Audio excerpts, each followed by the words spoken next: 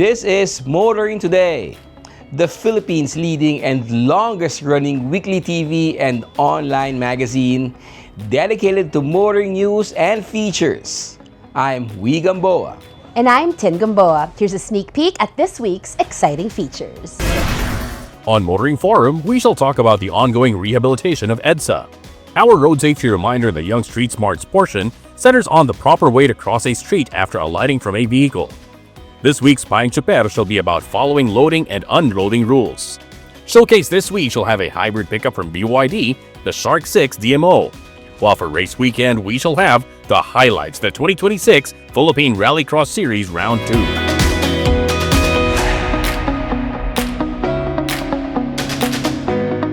This week's edition of Motoring Today brings you all this, plus the latest updates in transportation, traffic management, and advances in the automotive industry.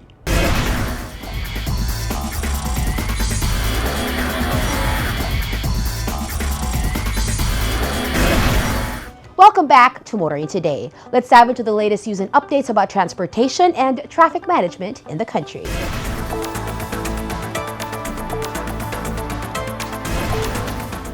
As students head back to class, the LTFRB is sending a clear message to school transport operators. Keep every trip safe, legal, and never overloaded. With classes back in full swing, the LTFRB is cracking down on school service vehicles and warning drivers not to pack students in like sardines. Chairman Vigor Mendoza says every child should be properly seated and buckled up exactly as the law requires. And the monitoring will not stop after day one. The agency says enforcement teams will stay on the lookout all throughout the school year. Pag simula po ng Lunes, babantayan namin yung mga school transport operators. Huwag po nila gawing sardinas yung mga bata. So hindi lang namin babantayan yan on the first day, second day, pati middle of the semester. Ayaw sana namin makita na nagagawang sardinas yung mga bata. The LTFRB is also looking at school transport fares and plans to sit down with major operators and universities to get a clearer picture of pricing on the ground. And with fuel prices still biting, Mendoza says school service operators could also be endorsed for the government's fuel subsidy program.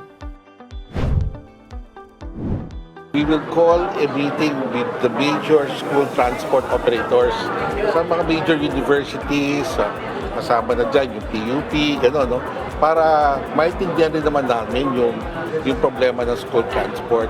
And if necessary, we will make the necessary recommendation para isama rin sila dun sa 10 pesos per liter na discount na binibigay sa jeepney at saka vans. The bottom line is safety comes first. But fares still have to make sense for families already juggling back-to-school costs.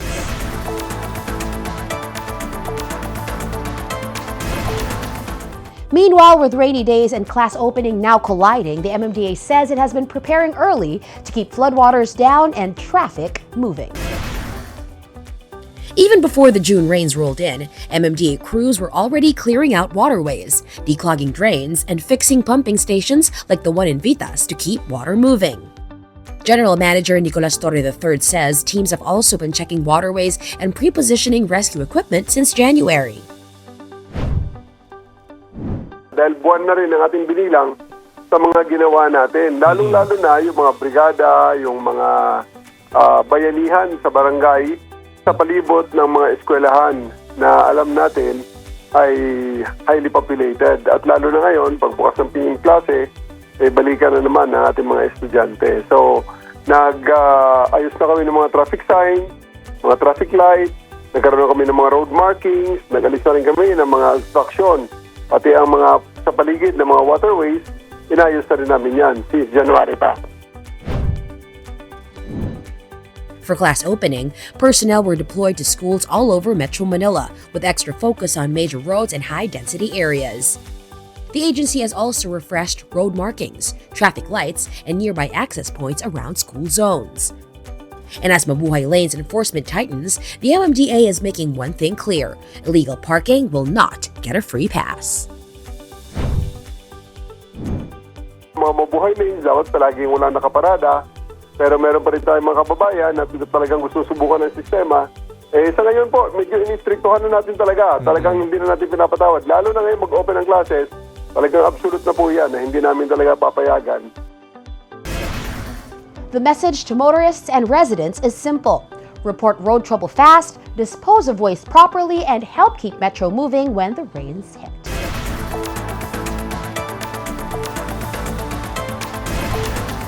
Continuing, the move toward cleaner public transport is picking up speed, with thousands of traditional jeepneys expected to go electric before the year ends.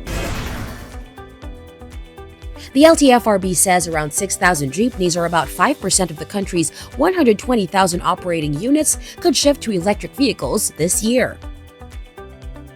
Chairman Vigor Mendoza adds that around 50,000 taxis are also expected to make the shift, pushed in part by still high fuel costs. To help drivers and operators make that jump, the DTI, through Small Business Corporation, has rolled out the e-Transport Loan Program. We launched the e-Transport Loan. So that is for the small transport operators and drivers who want to shift from the combustion vehicles or the regular vehicles to the electric vehicles. So this loan is for them, especially for the drivers and the operators who want to shift. So I encourage them to take advantage of this loan. It's very flexible. They can go to the website of SB Corp, or to the app. The website is sbcorp.gov.ph, and for the app, it's SB Corp Money app, and they can click the e-transport loan, and then they can see exactly what the requirements are needed and what our SB Corp or DTI SB Corp is offering them. But again, for this is up to 3 million. Loan, and then for 1 year, no payment of principal and interest, and interest is only 6% per annum, so it's really very low. So it's good for them to at least explore the possibility of shifting now from the regular vehicles to the EV. Under the program, operators can borrow up to 3 million pesos at a relatively low annual interest rate. It also comes with a 1-year grace period, giving operators breathing room before payments begin. For drivers hit hard by diesel prices, the shift is being pitched not just as a cleaner transport, but as a practical way to cut daily operational costs.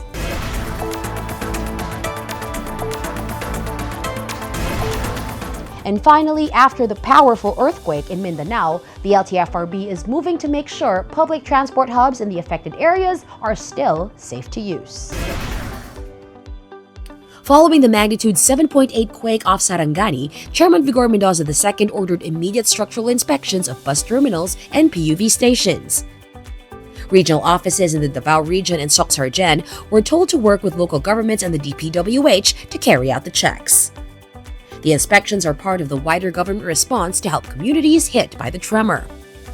With PhilVox warning of possible aftershocks, the LTFRB says the checks are critical to avoid bigger risks and protect commuters.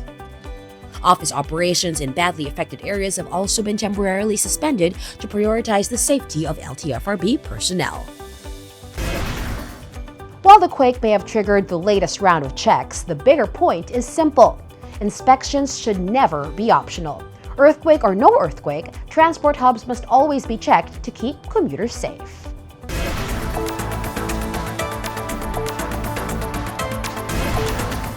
The latest developments in transportation and traffic management are certainly significant. Up next, Motoring Forum takes a deeper look into one noteworthy issue that should affect motorists and motoring.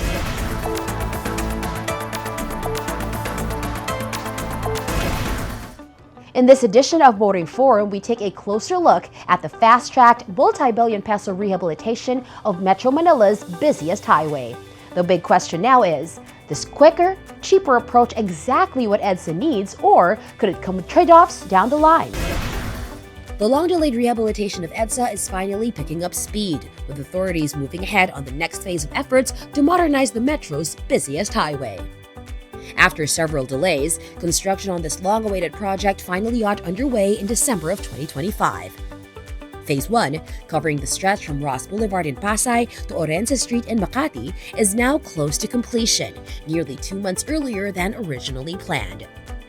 Public Works Secretary Vince Dizon says that early progress is the result of round-the-clock work and revised construction methods meant to cut delays and reduce disruption for motorists and commuters. The original 17 billion peso plan, expected to take 2.5 years, was put on hold by President Ferdinand Marcos Jr. over concerns that it would trigger even worse traffic gridlock. In its place came a redesigned approach that cut the timeline to just 8 months and brought the cost down to 5.8 billion pesos, using selective concrete reblocking, asphalt overlaying, and newer construction technologies. With more than 400,000 vehicles using EDSA every day, officials say the goal is to improve traffic flow, boost road safety, and make daily travel easier. Preparations and bidding are now also underway for Phase 2, which will cover the remaining stretch from Makati all the way to Monumento in Caloocan City. At its best, the project stands to deliver one of the biggest EDSA upgrades in more than 4 decades, including wider sidewalks in parts of Makati to better serve pedestrians and cyclists. But beyond the progress reports, the project is also raising serious questions about how it is being carried out and how it is being funded. One major concern is the sharp drop in cost, from 17 billion to 5.8 billion, which has led some to question just how accurate the original budget and financial assumptions really were. There's also lingering public skepticism after years of postponements before work finally began in December 2025, raising doubts about the government's ability to stick to its own timelines. Critics also argue that while pedestrian and cyclist safety is part of the conversation, the details still feel thin. And the upgrades need to be consistent across the corridor, not just concentrated in high visibility areas. Skeptics say officials also need to keep listening to the motorists and commuters dealing with disruption every day, instead of relying only on plans drafted on paper. There are also concerns that improvements tied to public transport, especially the EDSA busway, will only work if coordination with transport agencies remains strong and consistent. There is no question that fixing EDSA is necessary and long overdue. But as this massive rebuild moves forward, one thing is becoming clear. Speed alone will not solve the highway's deeper, long-standing problems. Real progress will depend on whether that efficiency is matched by transparent communication, realistic budgeting, and a broader plan that connects private vehicles, public transport, cyclists, and pedestrians in a way that actually works. If the government wants a truly modern EDSA, it has to build with every road user in mind and to stop treating the commuter experience as an afterthought.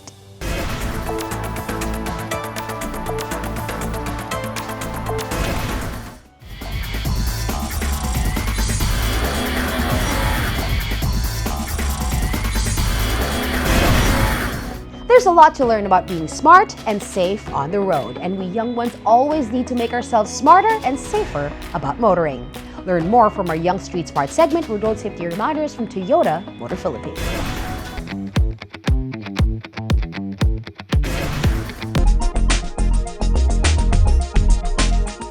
When alighting a vehicle, do not cross the street right away dahil baka masagasaan ka ng paparating na sasakyan. Mas safe kung pupunta ka muna sa gilid ng kalsada, look left at right, at saka tumawid kung safe na.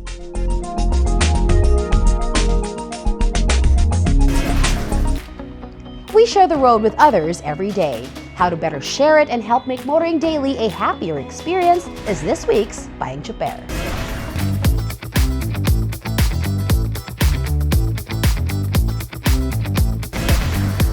Payong tsuper lang, kaibigan. Ako po si Jake, isang kapwa nyo tsuper. Loading and unloading ng mga pasahero sa tamang lugar lamang gawin.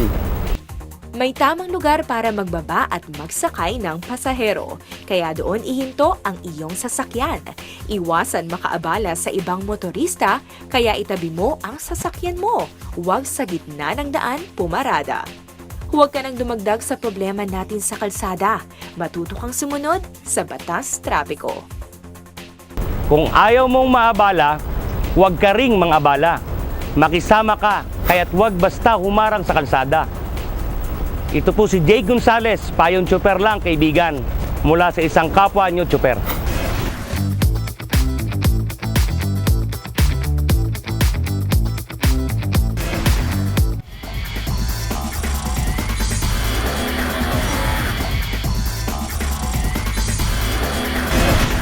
Welcome back to Motoring Today. Get ready World of Motorsports is next.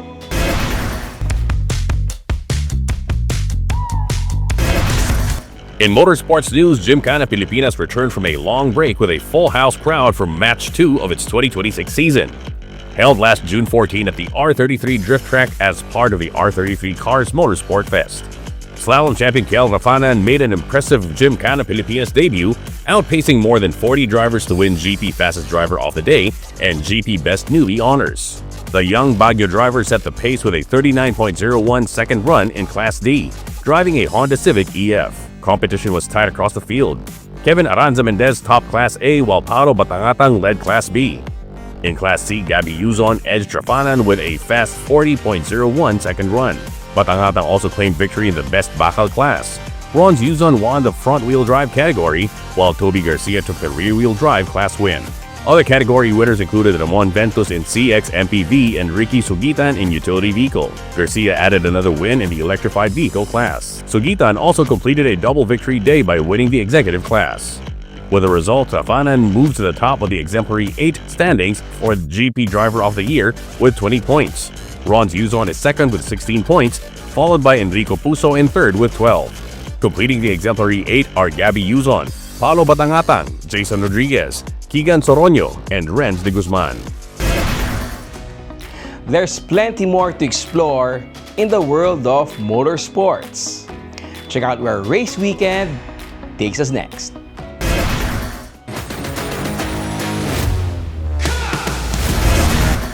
In this segment, we take you to round 2 of the Philippine Rallycross Series at Arden Botanical Estate, where dirt, speed, and precision collide once again.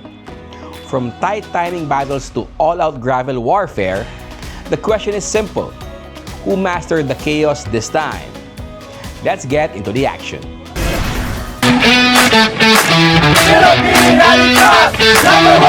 Round 2 of the Philippine Rallycross Series went full throttle last May 16, 2026, with drivers battling for every second across the different classes. In Group 1, it was Mark de Sales in the Toyota Corolla XE, who took first place with a time of 5 minutes 37.379 seconds. Joaquin Abada finished second in the Toyota Corolla XL with 541.073, followed by Rixie Dela Cruz in third with 543.283. For Group 2, Pee-wee Mendiola led the field in the Toyota Corolla GLI, clocking in at 5 minutes 0.410 seconds. Adrian De Leon secured second place with 5 minutes 7.672 seconds, while Paul Santos completed the podium in third with 5:10.283.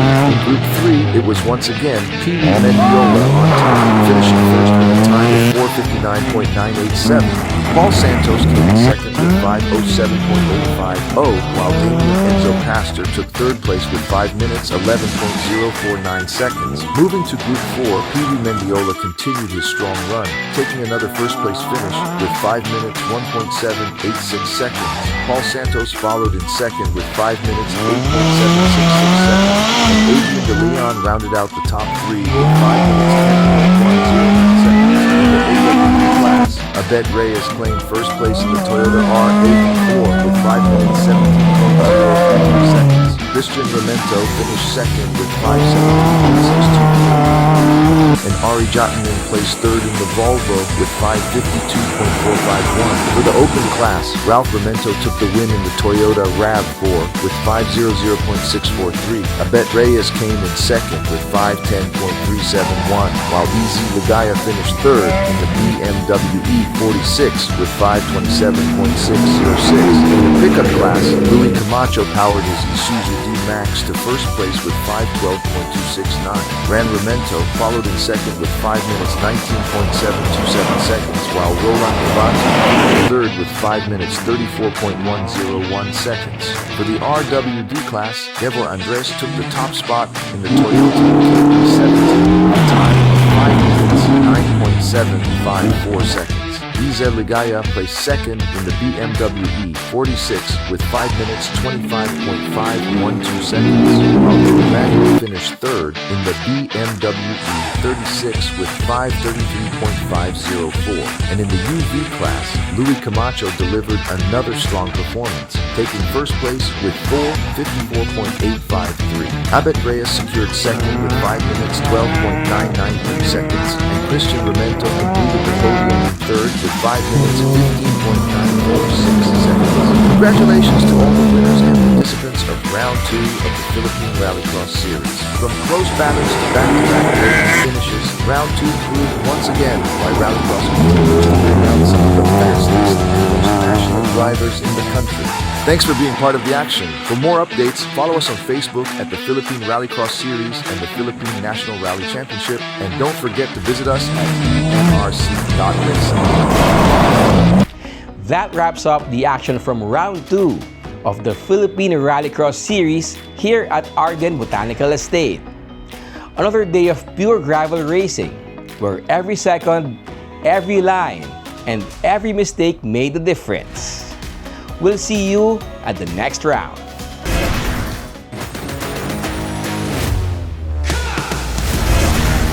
That's all for this week's World of Motorsports. We'll return shortly after this break.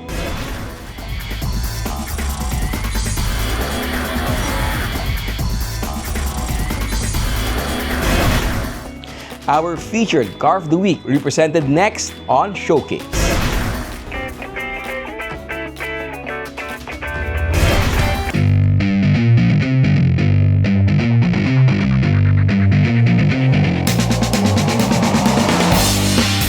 BYD Philippines is reshaping the local automotive landscape with the introduction of EVs and plug-in hybrids that are setting new benchmarks for premium comfort, advanced connectivity, and convenience features, as well as performance in sedans, SUV crossovers, MPVs, and even pickup trucks.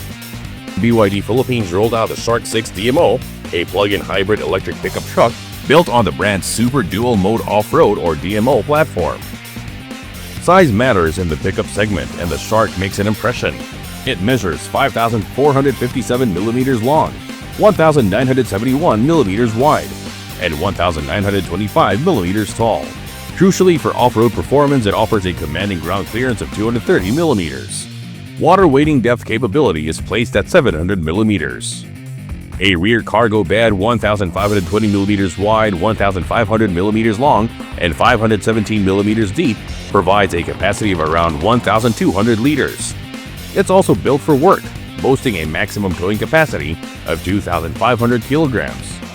All variants ride on 18-inch alloy wheels with 265/65 R18 tires. The Shark truly separates itself from competitors in the local pickup market with its powertrain. It runs on a dual-motor, all-wheel drive DMO hybrid system with a 1.5-liter turbocharged engine.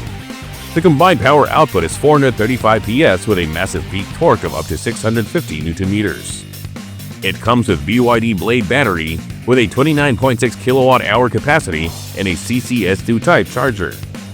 Every Shark sold comes with a portable charging cable as well as a 7 kW wall-mounted charger. BYD claims this pickup can hit 100 km per hour from a standstill in just 5.7 seconds. Top speed is rated at 160 km per hour. Its electric-only range is 100 km, and the total combined range with full charge and fuel tank is an impressive 800 km. The DMO platform includes dedicated off-road driving terrain modes such as mud, sand, and snow to optimize traction and control. And for fuel and electric motor efficiency, you have 3 drive modes: normal, economy, and sport. For convenience, it features vehicle-to-load or V2L capability, allowing you to power tools and appliances directly from the truck. Underneath, the Shark is engineered for rugged capability. It features an independent double wishbone suspension at both the front and rear, tuned for improved off-road handling and ride comfort. Braking is handled by ventilated disc brakes on all 4 wheels. The Shark comes with electronic parking brake with auto brake hold function. Inside, the cabin is set up for 5 occupants. The seats are upholstered in leather, and cabin features leather trim and soft touch panels. Comfort is managed by a dual-zone auto climate control system that includes a heat pump for efficient heating controlled via physical switches and dials as well as a touchscreen. The leather-wrapped steering wheel tilts and telescopes and features controls for the MID, ACC, multimedia playback, as well as 360-degree view, voice, and drive modes. Convenience features shared across the line includes keyless entry with smart entry system, push-button start-stop, power windows with an all-window one-touch up-down function, wireless charger, Type A and Type C USB ports, 12-volt power socket. The centerpiece of the cockpit is the best-in-class 12.8-inch intelligent rotating touchscreen. This screen is the hub for all multimedia and vehicle controls. Connectivity includes 4G, wireless Apple CarPlay, and Android Auto. The system utilizes a voice assistant and integrates with a BYD cloud service. Audio is channeled through an 8-speaker system. Safety begins with a comprehensive airbag system, including driver, front passenger, side and side curtain airbags. Standard electronic aids include hill hold control, hill descent system, and an anti-rollover control system. The Shark comes with 3-point ELR seat belts with reminders for front and rear passengers, ISOFIX tethers, speed sensing auto door locks, and tire pressure monitoring system.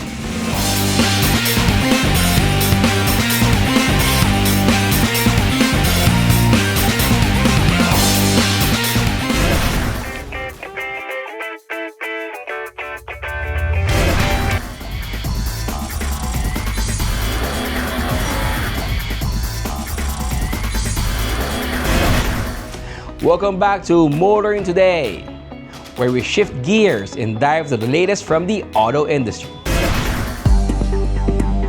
Geely Motor Philippines has officially previewed its latest electric vehicle offering, the EX2, at the Blue Leaf Cosmopolitan, marking a new entry into the local sustainable mobility segment. Right now, we are in the Blue Leaf Cosmopolitan for the preview of Geely EX2. The all-new EV features two distinct design packages, the Pro and the Max, showcasing all-leather seating, a 15.6-inch central console display, a 10.4-inch instrument cluster, and unique aesthetic features like its signature leaf design headlights, as well as practical amenities. The EX2 has a frunk 70-liter capacity, and you can open the frunk using your key fob. So if you have groceries, it's easily to open this one. And there you go, you have 70-liter storage capacity. Equipped with a comprehensive Level 2 ADAS suite and a highly efficient 11-in-1 electric drive motor system, the Geely EX2 is now available for reservation across local dealerships nationwide. We have two variants for the EX2. We have Pro and Max. And for the price range, for the Max, 1,038,000, and for the Pro, it is 938,000.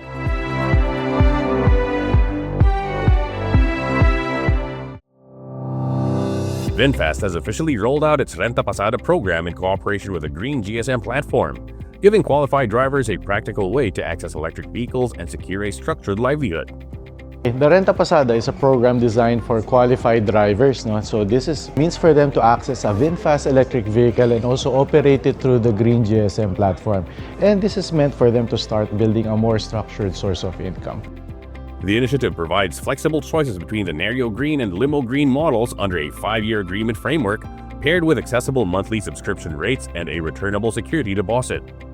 Now they have different rental packages. So the first one, for each of them, you can rent them for about 5,000 pesos each. But the rental program under the Herio Green, the monthly rental will be about 1,050 pesos a month, while for the Limo Green, it is 1,350 pesos per month. While initial deployment focuses heavily on Metro Manila, Cebu, and Davao, participating drivers will benefit from complimentary nationwide battery charging privileges across all active V-Green charging hubs. So we invite you to visit all of our dealers here in Metro Manila, in Cebu, and Davao. Now please visit our showrooms and inquire about the Renta Pasada program with any of our salesmen on board.